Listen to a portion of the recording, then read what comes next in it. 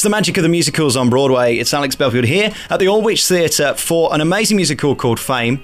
And the stunning star of the show is Clare Gladwin. I'm so pleased to talk to you. How are you? I'm fine, thank you. Not too bad. What an amazing performance you give. And before we go any further, is that the real colour of your hair? I'm afraid to say no, it isn't. I do have to dye it this colour. Thank God for that, because I was going to say, what medical condition is that? 'Cause it's quite bright, isn't it? Absolutely. This is an amazing show, and I've seen it so many times up and down the country. It tours year in, year out, and it's been here in London for many, many years now. And there's something about it that is magical, because it's kind of parodying being a star, isn't it? You're kind of doing on stage what presumably you've had to do to get on stage. That's right, to a lesser effect, really, because my character ends up going all the way to LA and kind of getting involved in drugs and things like that, which I didn't do, I'm glad to say. And in fact, you're still alive. Yes, exactly, and my character actually dies, so I'm quite pleased to say I'm still alive. It's an amazing show and really passionate, and you kind of get to do your own rock concert in places, which is fab, isn't it, really? Yeah, I mean, the best bit for me is coming on a yellow taxi cab at the end and singing Fame. I mean, how much better can you get, really? This presumably has to be the dream role, really. It's the epitome of showbiz, isn't it? Going on stage singing Fame in front of hundreds of people. It's got to be a thrill every night. It is such a buzz, I've got to say, when you see everyone on their feet clapping and, you know, seeing the TV show when I was younger as well. It is a dream come true, really, to do this part. How old are you? I'm 27. It's amazing, really, the fact that you're here in the West End doing this night in and night out. I want to go back to the beginning now. How did you start? Did you always want to be a star? Yeah, well, I always wanted to dance. I've kind of been dancing since the age of 4, and then kind of went away to boarding school to study it and things like that. And then luckily got kind of into the West End. I did my first job, I did Grease in the West End, which is a fantastic job to do. So I've been really lucky. I presume there are certain dream jobs when you kind of go into this line of work. There are certain roles you want. Was this always one of them? Yeah, well, Fame wasn't about when I first started, but it kind of came about a couple of years later, and ever since I first saw the show, when it first started, you know, I always dreamed of doing this job, but never thought I would, you know. Never thought I'd get this far, so it's brilliant. What is the struggle like of show business to actually be sat here today talking to somebody like me? I mean, what kind of a fight is it? Because this show, obviously it's going to be slightly more exaggerated, but I'm sure there are a lot of truths in it, that some people do end up on drugs, some people don't make it. In fact, probably most people don't make it, because there are so few roles and so many people wanting to be in entertainment, aren't there? Yeah, it's so true. I mean, when you think about how many people go to college to study this and how many people want to do it, and then you end up coming out of college, going to auditions, and it's just unbelievable how many people are up for like one job.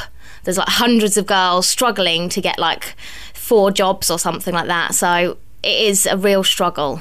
I couldn't do it. I mean, I've always done radio and entertainment and stuff like that, but I couldn't stand in front of 4 people or 5 people or how many people there are from a production looking for your faults, because that's what they're doing. They're not looking really for your talent, they're looking for your faults against someone else, and you've got to have amazing self-confidence and belief to keep fighting on, haven't you, really? How do you do that?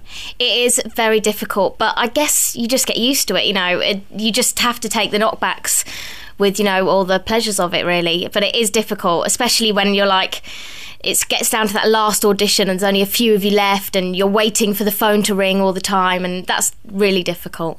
I think now more than ever we've learnt on this programme that it's a really tricky time for the West End and Broadway. A lot of shows are closing weekly almost, it seems. But this show's kind of lucky. I mean, I've never seen it half empty. I've never seen it even 3/4 empty or anything. It's always full. So that must be kind of a relief for someone like you to think, oh God, right, I've got a job for now, and your contract may run for 6 months or whatever, and you're actually in work. That's got to be a relief. Yeah, it is definitely a relief, because, as you say, so many shows in the West End that are struggling at the moment, and I mean, it's kind of after Christmas that it's always a difficult time.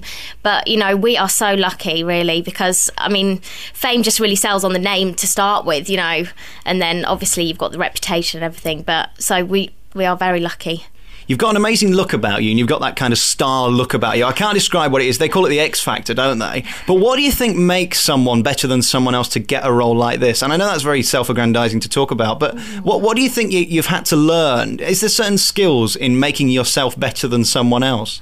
I think a lot of it is to do with confidence. I think you've got to learn to have that kind of confidence about you. And I think that's only something that you get after doing a few jobs, really, and learning about the business.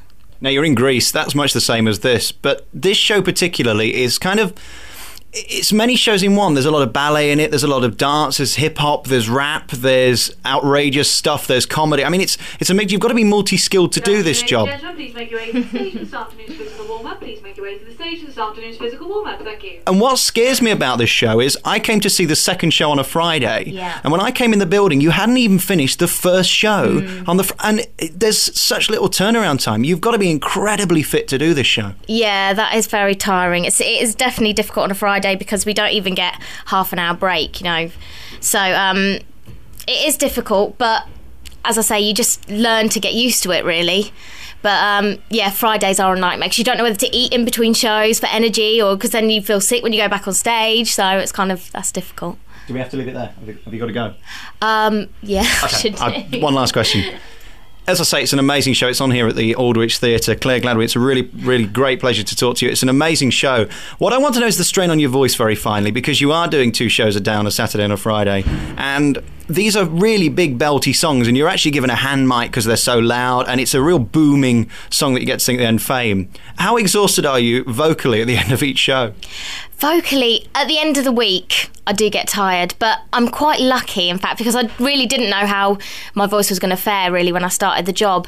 But it seems to be okay. The only problem is, like, it's difficult to get used to when you have a cold or something like that, and you do get a bit vocally tired. That tends to be quite difficult, and it's quite difficult being off work just because of your voice, because you might feel fine in yourself but you still can't sing the show, so that's quite difficult as well to get used to. Well, as you can hear in the background, the show's about to start. You've got to go for your warm-up. Have a great show today. Clare Gladwin, thank you so much for talking to us today on The Magic of the Musicals on Broadway. Thank you very much. The Alex Belfield In Conversation podcast with daisymedia.co.uk. Alex Belfield.